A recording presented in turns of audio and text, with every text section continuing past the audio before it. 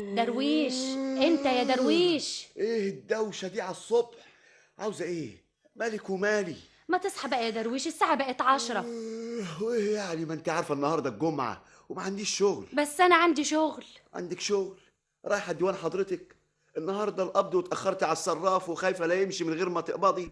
هو انت ما حواليكش غير القبض والفلوس والصرف؟ امال عاوزاني اتكلم في ايه؟ في الفساتين والموضه اللي مالكيش شغل غيرهم؟ ده انت طلباتك ما بتخلصش. انا يا درويش بطلب منك فساتين؟ نسيتي الفستان اللي جبتهولك السنه اللي فاتت؟ امتى؟ بقى انت غلطت مرة وجبت لي فستان؟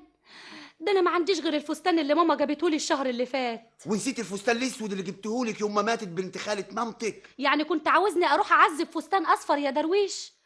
ويا ريته كان سليم، الا كان مقطع وما عنديش غيره. يا درويش، اعمل معروف، قفل على الموضوع ده وخليك ساكت. انا عاوز افهم دلوقتي، انت عاوزه مني ايه؟ تصحى عشان نوضب وننضفها ونفتح الشبابيك دي، خلينا نغير هوا. بقول لك الساعة بقت 10. لا، اوعي تفتحي الشبابيك دلوقتي. عاوزه تغيري هوا الاوضه، تغيريه العصر ولا المغرب يكون احسن. اشمعنى العصر ولا المغرب؟ دلوقتي الشمس حاميه، ولو فتحت الشبابيك السجاده هيتغير لونها، ولو اتغير لونها هتدوب بسرعه، وانا معيش فلوس عشان اجيب سجاده غيرها. فهمت يا سعاد؟ فهمت. ما انا فاهمة من زمان، من يوم ما اتجوزتك وانت على ده الحال. هو انا لسه هعرفك النهارده؟ يا سعاد يا سعاد، بلاش رغي، سيبيني انام شويه وحياه ابوكي. تنام ازاي؟ الاولاد لسه ما فطروش لغايه دلوقتي، وانا من الفجر بشتغل في البيت. اهو لسه بدري، الدنيا ما طارتش. بذمتك انت ما جوعتش؟ الاولاد عاوزين ياكلوا من بدري، وحضرتك بقى منبه ان مفيش حد يفطر لوحده. قال ايه؟ لازم كلنا نفطر مع بعض علشان الاكل يبقى مبروك ويتوفر. عشان الولاد يتعلموا النظام يا سعاد. علشان يتعلموا النظام ولا التوفير؟ هي دي الطريقه اللي عاوز توفر بيها؟ عاوز تفطر الساعه كام؟ طبعا زي ايام الجمعه اللي فاتت، نفطر الساعة 12 ونتغدى الساعة 8 بالليل، وبالطريقة دي نوفر العشاء، مش كده؟ كل ده عشان صحتنا وصحة الولاد. انت مش دايما بتشتكي من الحموضة اللي في المعدة؟ اهو ده سببه ان الانسان يتعشى وينام، لكن لما يبات من غير عشاء لا تجيله حموضة ولا يدفع فلوس للدكاترة ولا يشتري دواء. هو ده اللي يهمك يا درويش؟ انك ما تروحش عيادة دكتور وما تروحش اجزخانة وتصرف دواء وتدفع ثمنه؟ انا بس مش فاهم ليه الناس بتدور على باب تصرف فلوسها فيه. وانا مش فاهمة الناس ليه تحرم نفسها من كل حاجة علشان تحوش. الواحد يكون وسط، لا يحرم نفسه ولا يضيع فلوسه على الارض. والله انا كده يا سعاد. وانا كمان بقى ماليش دعوة. اسمع، انت ما كانش ليك جواز ابدا يا درويش. الله يجازيه ابوكي. يعني ايه بقى؟ اظن هو اللي راح واتحايل عليك علشان تتجوزني. طب دي حتى ماما ما كانتش موافقة. وهو راخر ما كانش موافق، بس ما كانش معاه فلوس. بتقول ايه؟ انت كنت عاوز تتجوز بنته وعاوز منه فلوس كمان؟ لو اداني الفلوس ما كنتش اتجوزت بنته، ما كنتش اتجوزت خالص. ابوكي كان مديون ليا بقرشين ما قدرش يدفعهم، وما كانش في امل انه هيدفعهم، وانا فلوسي ما تضيعش قدام عينيا وانا ساكت ابدا. يعني لازم تاخد حاجة قصاد فلوسك، مش كده؟ وما كانش قدامي حاجه غيرك، خدتك قصاد فلوسي. قلت لابوكي جوزني سعاد وانا اتنازل لك عن الدين. ما كانش قدامه غير كده، كان لازم يوافق. وانت فاهم ان ده جواز ده؟ طبعا جواز. مش جواز ليه؟ ده انا اتجوزت وخلصت بحقي. اظن ما فيش في الدنيا احسن من كده. مش عاجبك الكلام ده يا استهانم؟ معلش، عاجبني انا.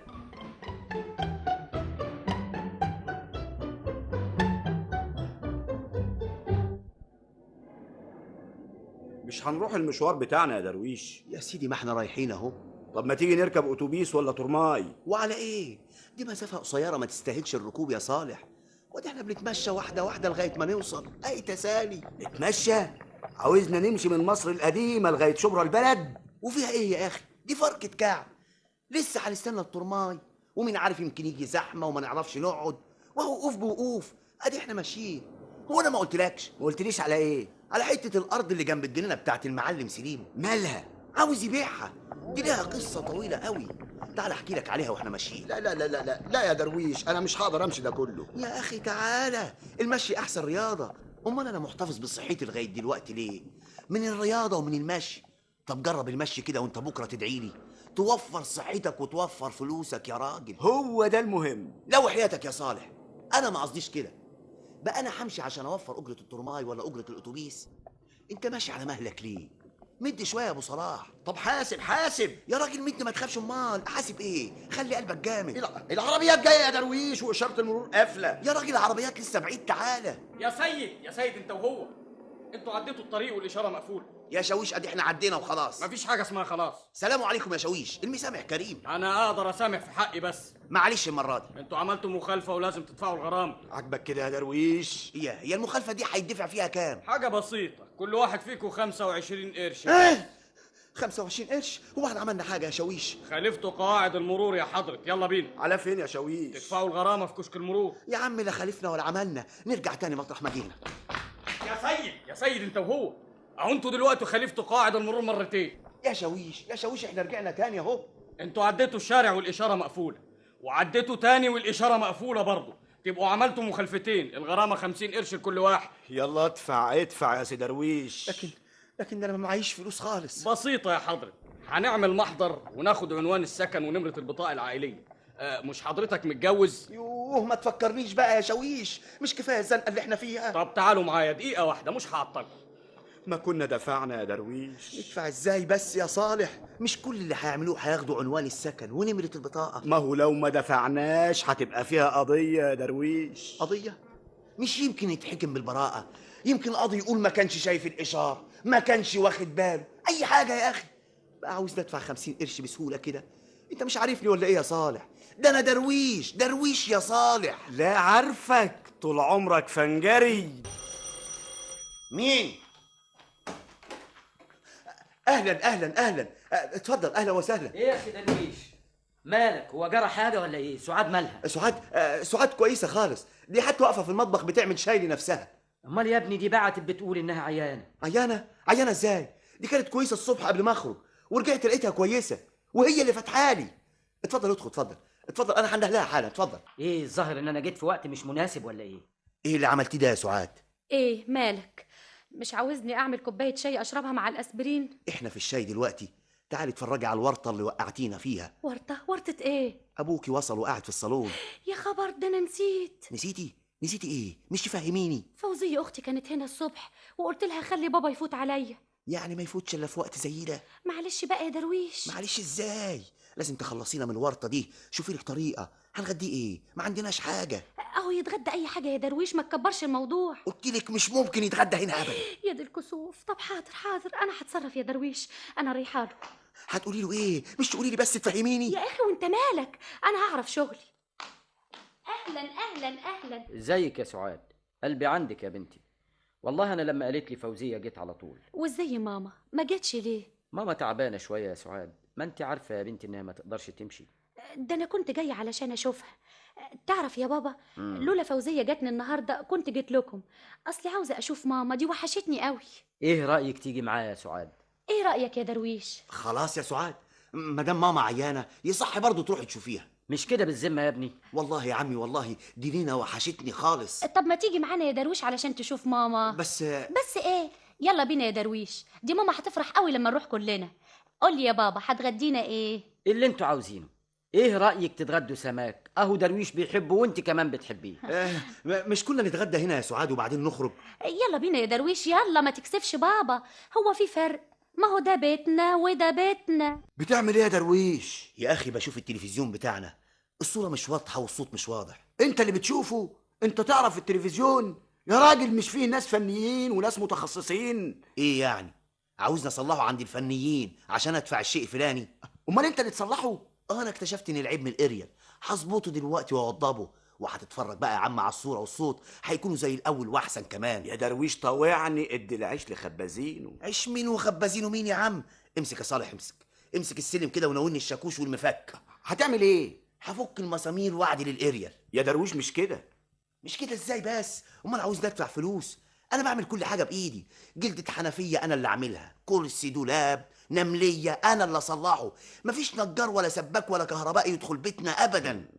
طبعا لانهم عايزين فلوس. وادفع فلوس ليه ما دام اقدر اعمل حاجتي بايدي؟ خد يا عم الشاكوش والمفك هم، واعمل اللي انت عايز تعمله. اتعلم يا صالح اتعلم. طيب خلص يا درويش عشان عايز اقول لك على حاجه. حاجه ايه؟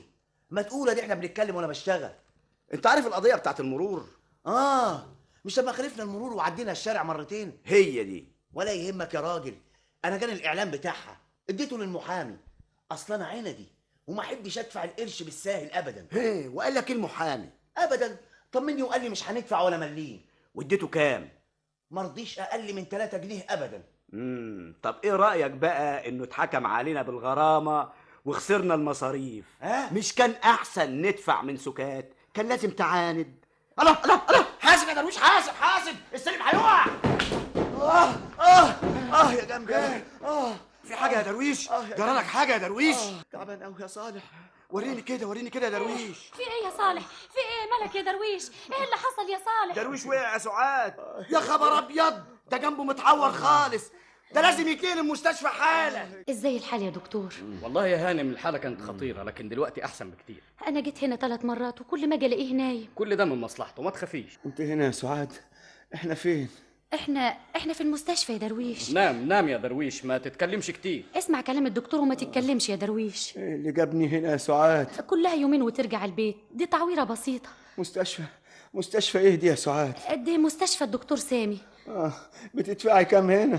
خلي الكلام ده بعدين يا درويش. لا لازم اعرف. حاجة بسيطة يا اخويا، 2 جنيه في اليوم. 2 جنيه؟ ومين اللي قالك تجيبيني هنا؟ يلا بينا، انا مروح، انا مش عاوز اتعالج، انا خفيت خلاص. ايه اللي عملته ده يا حضرتك؟ انت بوظت العملية خالص، الجرح اتفتح من جديد. انا عاوز اروح، انا ما استناش هنا ابدا. حياتك اغلى من الفلوس يا درويش. عاوز تروح علشان ايه؟ الفلوس مش كل حاجة. الإنسان ممكن يكون معتدل ويوفر، بس مش بالطريقة دي. التوفير إنك تصرف القرش الصحيح في مكانه المناسب. فلوس ايه يا سعاد؟ ده انا راجل فنجري.